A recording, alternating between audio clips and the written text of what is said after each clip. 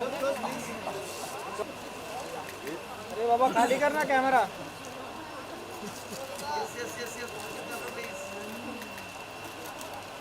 Photographer थोड़ा camera नीचे करेंगे.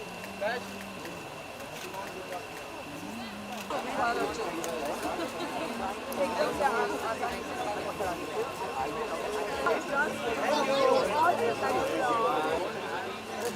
संजय से यहाँ पे भी देखिए सर. लेफ्ट से right. Good evening, ladies and gentlemen. A very warm welcome to the launch of Aslamualekum, Watan, a tribute to our great country and its unity, authored by my father, Sanjay Khan, and published by Fingerprint Publishing. I am Zayed Khan, and I will be your hostess with the mostest today, or like my father says, follow the script. What better way to start this evening off than our beloved national anthem. Ladies and gentlemen, I would request all of you all to rise up for our national anthem. Thank you. I would like to begin this show by announcing a few of our guests of honors. Some of them which are not present, but some of them which are due to some constraints, but I'm going to mention them irrespective. Our guests of honors tonight were Shri Ghulam Nabi Azad, leader of the opposition Rajya Sabha. Unfortunately, he couldn't make it. Shri Amit Deshmukh, Minister of Medical Education, Cultural Affairs of Maharshtra. Superstar Darius Khambhata. Mr. Vikram Mehta, Chairman, Brookings, India. And the eldest teenager I know, Mr. Niranjan Hiranandani, Chairman, MD, Hiranandani Group. A very warm welcome to all of you all. And finally, our most extinguished guest, Chief Guest, Shri Anil Deshmukh Ji, Honorable Home Minister of Maharashtra. A very warm welcome to you all. Thank you for gracing this occasion. It means a lot to us and our family, and of course, my father, Mr. Sanjay Khan. The reality of this modern nation. It's about who is India and what is India. It's a struggle to define the narrative of this amazing great nations informed by its true history. My father, at his best, discusses the present-day issues faced by Muslims in the country, as well as their extraordinary contributions throughout the centuries in the development of this great country. From the day of his young adulthood, my father was determined to find a medium of self-expression that also contributed to the awareness of society. It did not take him long to realize that the natural convergence of these two desires was films. This calling resulted in an extraordinary career that spanned across many films as a leading actor, director, producer.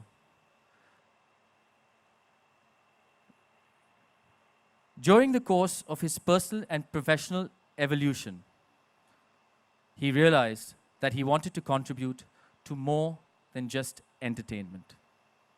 He wanted to be a messenger of social and moral and ethical ideals, and finally became an author with his second book, Aslamualekum Watan.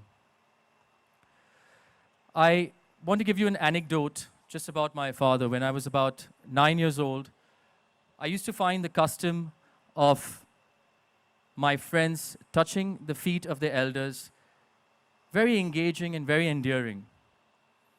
And it was something that we didn't practice, but at the same time we were very well averse to and we were very well informed about. So I asked him, I said, Papa, why do people touch the feet of their elders? So he says, son, firstly, you get blessings. And most importantly, dil se blessings milte hain. So I was really enamored by this, and I made it a habit to people I truly respected and I truly was fond of and truly felt that they were a major force of nature in changing, a good narrative. I went and I did that, and I saw a smile on their face. These are the cross-pollinating ideas that modern India today should uphold, whether you're from any religion, caste, creed, color, doesn't matter. But that was what my father taught me, and we as a family have imbibed ever since, and the rest is history. Aslamualekum, well-researched and sensitively handled, provides a unique perspective into the role of the Muslim community and what it's played in nation building in India through the passage of time and the potential it has in molding India's future further. Now, without any further ado, I would like to present, and proudly like to present, the audiovisual of Aslamualekum Watan, which will enlighten us about the immense contributions of the Indian Muslim community over the centuries to our great nation, India. May I please have the AV? And you're going to see this in two versions, English and Hindi. So bear with us. Thank you very much. I would like to ask and request our guests of honors to come up on stage and say a few words and to be as brief as they possibly can, but not without missing the point. I would like to first call upon superstar, one of my favorite all-time actresses, or should I be more politically correct and say actor, Mrs. Hema Malini ji, to come up on stage and say a few words about what she feels, followed by, of course, Shri Amit Deshmukh, who is going to enlighten us about his journey and what he feels about India. So, and of course, finally, Shri Anil Deshmukh ji, Honorable Home Minister of Maharshtra. So I would first like to call upon Hema Malini ji to say a few brief words. Thank you.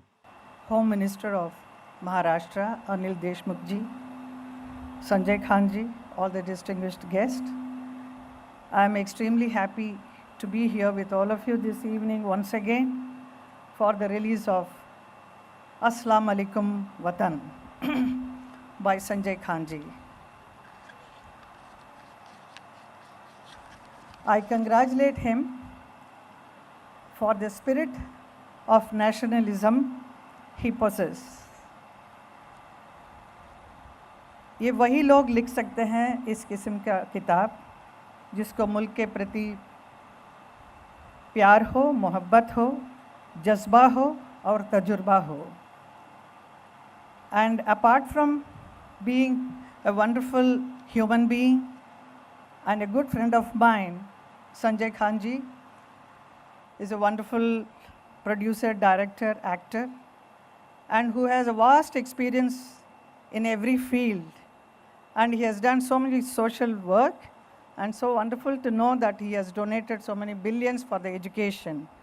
And this book, Aslamualekum Watan, is going to inspire the youth of India to get educated.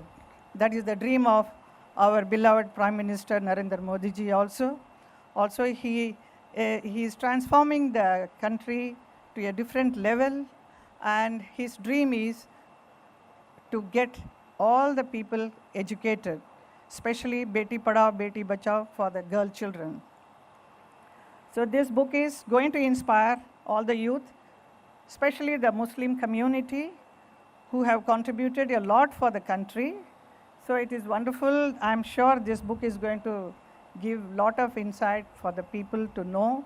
And education is very important, and that is how, because they are the one who is going to take forward our country, and without any kind of a selfish motive. They have to be part of the country, help the country to grow. So I'm sure this is going to help each and everyone. And Sanjay ji, thank you so much for inviting me for this function. I wish you all good luck for this book. I am, first of all, you have no idea how happy and excited I am to receive you all. I am most grateful to my beautiful beauty queen, the Member of Parliament, Hema Malini ji, who took her precious time to come with us and join us. This is the second time. I hope you'll do for the third book too.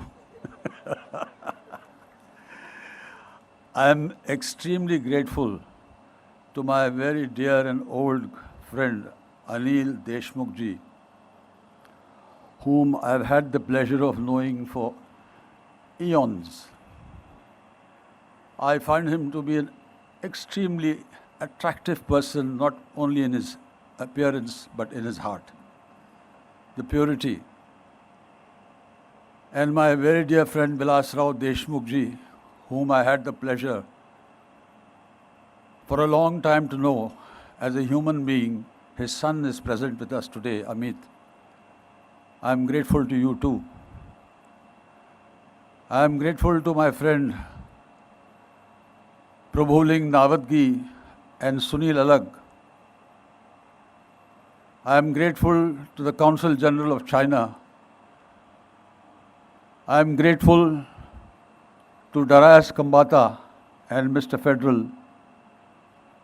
I am grateful to my family, my wife, my daughters, my son, my son-in-laws.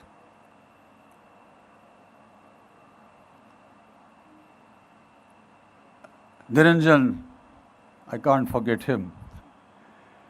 He missed a vocation in life, he could have been a superstar. Let me take you to my thoughts.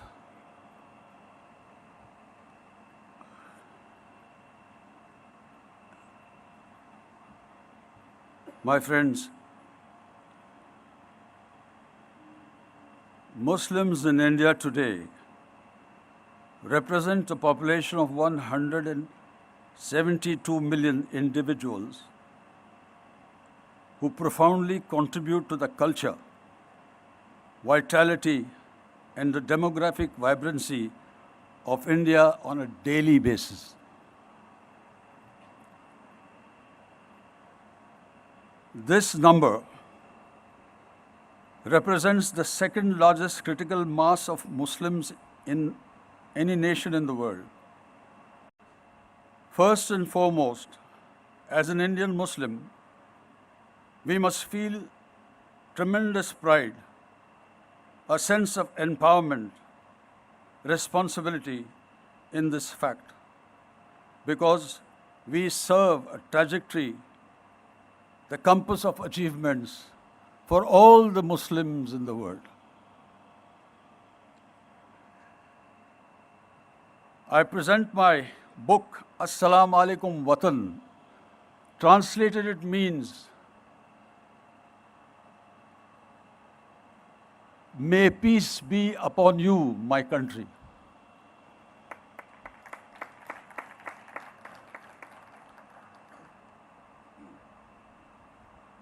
I present this book to my nation to service the upliftment and the mass Indian Muslims through the power of education, to serve the country by joining mainstream India and becoming contributing citizens to the exchequer.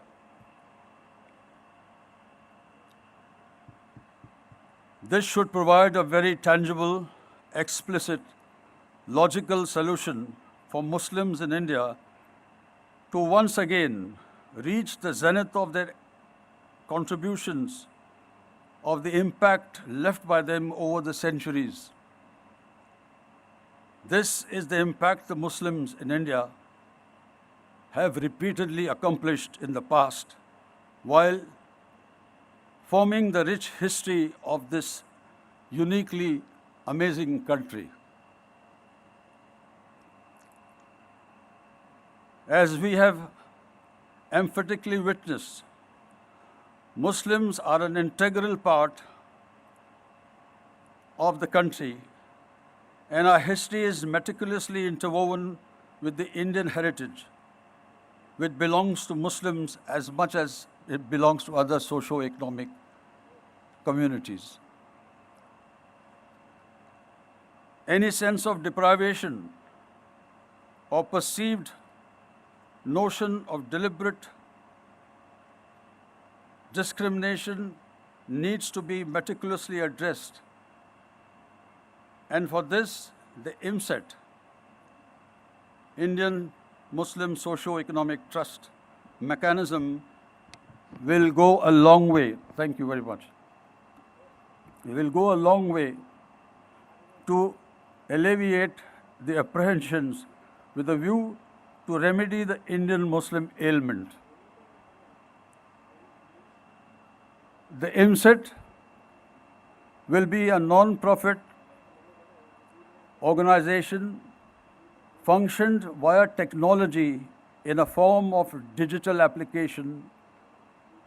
A trained team of youngsters with complete knowledge in the functioning of the digital app will guide it. This team will monitor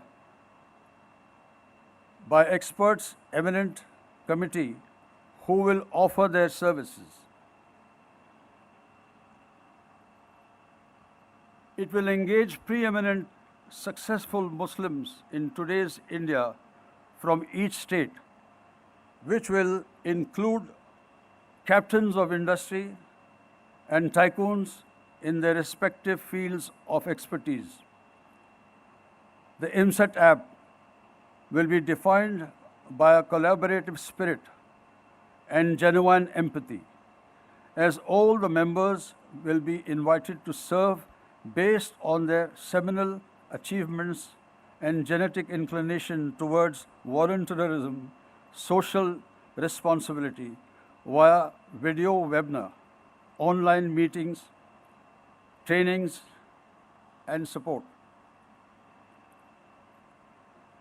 I hope I'm making sense to you.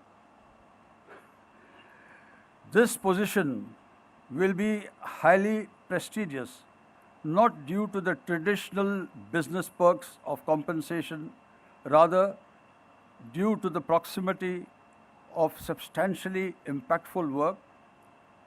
They will leave their indelible imprint on the sands of time, for their heroic deeds will inspire the generations to come. It will be 100% in line with the Indian Constitution and simultaneously will not be affiliated with any political party or religious organization. This political autonomy will be essential in maintaining the purity of excellence in education, medicine, science, technology. Economic guidance will be provided. My personal view for today's Indian Muslims to unconditionally embrace the fruits of education. We must eradicate the penumbra of fear that has continued to intoxicatingly overwhelm us for a long time. We share the same country, and it is our moral duty to protect not only our social order and economy, but also to protect our brothers and sisters from any enemy within or out. The IMSET is entrusted to provide Muslim youth with the necessary road signs to stay on the right path. The IMSET is about regaining pride, dignity in a people. The trust is not about religion. It's not about purity. It's not about Hindus and Muslims. It's about humanity. As Mahatma Gandhi, in his prayer meeting at Rajghat on March 24, 1947, pointedly referenced Sir Syed Ahmad Khan's famous averment, Hindus and Muslims are like two eyes of a bride. If there is a trouble in one, the other gets hurt also. He made it abundantly clear, though the Muslims came into India from a distant lands, they adopted this land as their own, grew up for centuries with others, with a sense of unity, shared their joys and sorrows, and produced a happy synthesis that no diabolic design can ever break. My personal view is that to move this country in the glorious heights, we need the unity and the strength and dedication of all its people. That is the only magic, that is the only mantra can keep this land glued together. The division in this country or the breakup of societies in this country is a call the new East India companies are waiting to grab the pieces, if you understand what I mean. I know it won't be easy, but I am inherently committed to dedicating the rest of my life to the aim set from concept to completion. It is my firm belief that once IMSET is established with a strong structural organization, then it will become the bedrock of inspiration, guidance, and leadership. It is left up to us, fortunate Muslims, to lead by example and philanthropy and uplift the brethren to help them achieve the desired socio-economic status as their rightful place in society.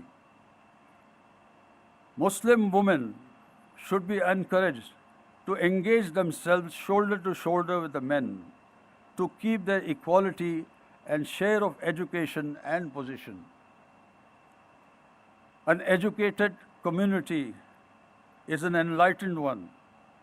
The insight I have given you about the Jewish community who have succeeded beyond the imagination of mankind after the deadly Holocaust and the devastation of the entire community, they have now control of the world, both socially and financially. This is through education, unity, networking. This is the mantra I'm preaching in my book. I have given examples of the Parsi community, the Sardars, Sikh community, large-hearted people, the Khoja community, the Ismailis, and the Jewish community. As an example, as an eye-opener for the Muslims of India, it pains me to see a Muslim beggar on the road like I see a Hindu beggar.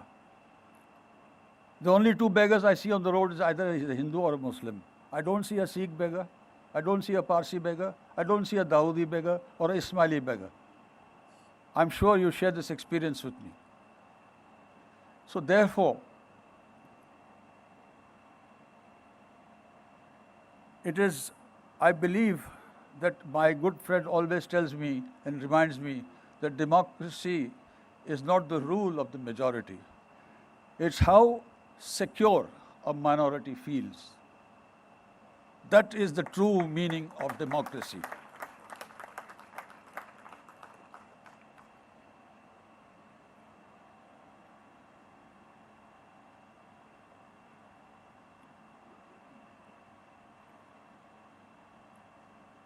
I have something to say which you give a thought to what I'm saying. India can take the lead in owning Islam. India can take the lead in owning Islam and projecting its soft Sufi version in countering the radical jihadi thrust that fuels the terrorism and ideologically. There is a considerable potential for India to develop Islamic tourism. See, we live in a world today, we have to live together. There is no such thing as separation. My latest mantra is the only currency which will work in the future is education. No other currency is going to make the devalue or whatever. Education can see you through. My book carries a massive message for the upliftment of the Muslims, 172 million of them. Just imagine, there is a waqf which belongs to the Muslim Waqf Board. It has 60,000 acres of land. At the moment, currently it yields only 8,000 rupees a year, whereas the actual value, realization value is about 90,000 crores per year. That kind of money will go a long way in two spheres, education and health.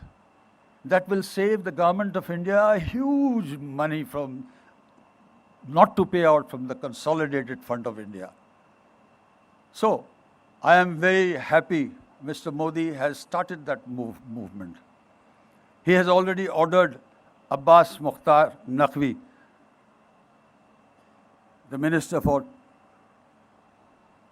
Minorities. Minority is another word which is not very acceptable to me because it connotes a sense of weak majority. I've explained that in the book. That's too long to carry that now.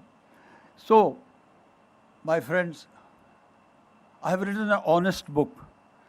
The collective might of the Muslims, of 172 million educated Muslims who have a job, who have a business, small business or a big businessman like Azim Premji, they can contribute a lot to the exchequer.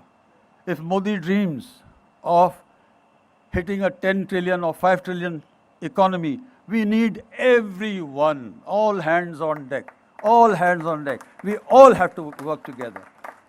We cannot have this fear in our hearts and minds to go on and on with the communal.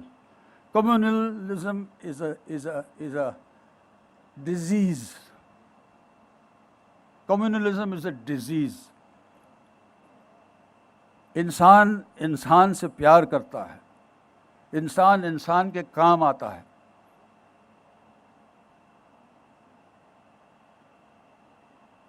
मैंने आप लोगों का समय बहुत ले लिया. आप लोगों ने मेरी भाषण बड़ी लंबी छोड़ी थी. I hope I was able to translate and get through to your minds and hearts. I thank the chief guest, Anil Deshmukh ji, Amit ji, Hema Malini, my very special friend, and all you gentlemen who are present here, my friend Prabhu Ling Navadgi, who is the Solicitor General of Karnataka. He's spared his valuable time to join us. I'm also very grateful to you, sir. And all my friends. Niranjan को हमेशा भूल जाता मैं.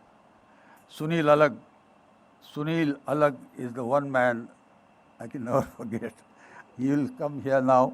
We'll start this book launch. Can we do that? Thank you, ladies and gentlemen. Thank you very much.